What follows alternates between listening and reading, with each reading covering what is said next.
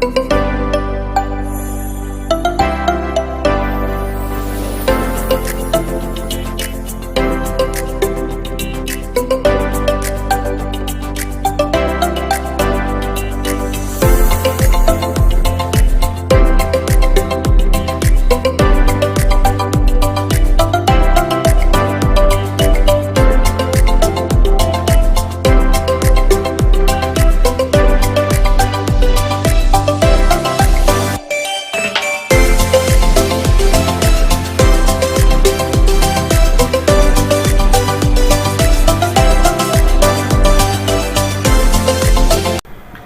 this video, we'll talk about common assumptions testing, particularly the test of normality and the absence of outliers using SPSS. These two are the common assumptions for parametric tests, and usually we're dealing with interval ratio data, or simply put, quantitative data that are expressed in scores. On the other hand, should we fail these tests, we are bound to using its non-parametric equivalent.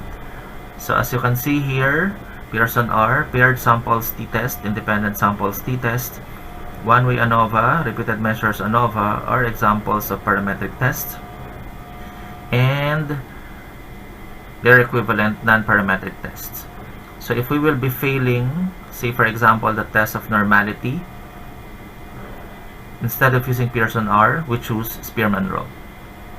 If we fail, say, the test of normality for paired samples t-test, again, instead of using that particular test, we choose its non-parametric equivalent, which is Wilcoxon-Signed-Rank tests. And for independent samples t-test, should the test of normality fail, we choose its non-parametric equivalent, which is Mann-Whitney test. For one-way ANOVA, its non-parametric equivalent is Kruskal-Wallis H test. And for repeated measures ANOVA, its non-parametric equivalent is Friedman test. In a nutshell, parametric tests basically are making use of means, while non-parametric tests are making use of median. So to basically do the testing, we will be making use of SPSS. Say we have here 50 students with their scores in their pre-test and post-tests. The test of normality is quite easy, so you just have to click on Analyze, Descriptive Statistics, and then choose Explore. And then from here, initially you have here the pre-test and the post-test at the left panel. So you just have to click this and then move this under the dependent list, and you also click post test and move this under the dependent list. And then for the plots, by default this normality plots with test is not checked, so you have to check this one. You may also check histogram here to see the diagram for, or the figure for the histogram, and then just click continue. So once again, you just have to click normality plots with test here and then check histogram. The stem and lift should be left checked, because this could actually give us an idea if we have outliers. So we click on continue and then OK. So from this report, the value that we are interested, the values that we are interested in is basically the Shapiro-Wilk's values.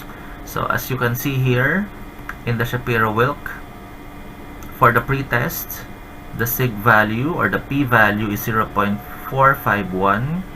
For the post-test, the value is 0.001.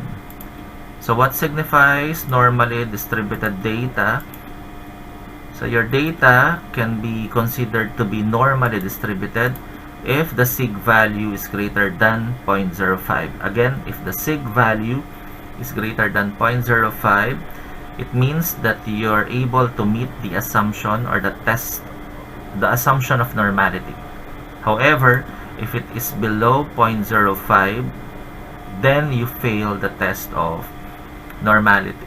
If you are to operate between these two variables, one is normally distributed, the other one is not normally distributed, so you're bound to using a non-parametric test. But if you will just be dealing with pretest or manipulating the scores under pretest, it's okay for you to use a parametric test. So this is the histogram for the pretest. It may not exactly resemble a normal curve, but it's close to a normal curve. Again, it's normally distributed. And you could actually see here the stem and leaf diagram. So if you're not seeing any dots outside of this box, meaning to say that there's no outliers. So we're also meeting the requirement for the absence of outliers. Again, we move down. So this is the histogram for the post-test. It's very evident that this is not normally distributed. And for the outliers, you could actually see here case number 41 as an outlier. What's an outlier? An outlier is a value that's way above or way below the normal values in your data collection. So if we checked on case number 41 here, that's student number 41, you could actually see here a score of 80. So this could have been the result of typographical error. So in a way, that's a way, in a way, the outlier could give us an idea if we have erratic data. An option to this is basically just double checked if correction should be made, or if this is really a valid score, then we could actually just delete this case and rerun our test. So basically, that's how you test for the normality of data and the absence of outliers.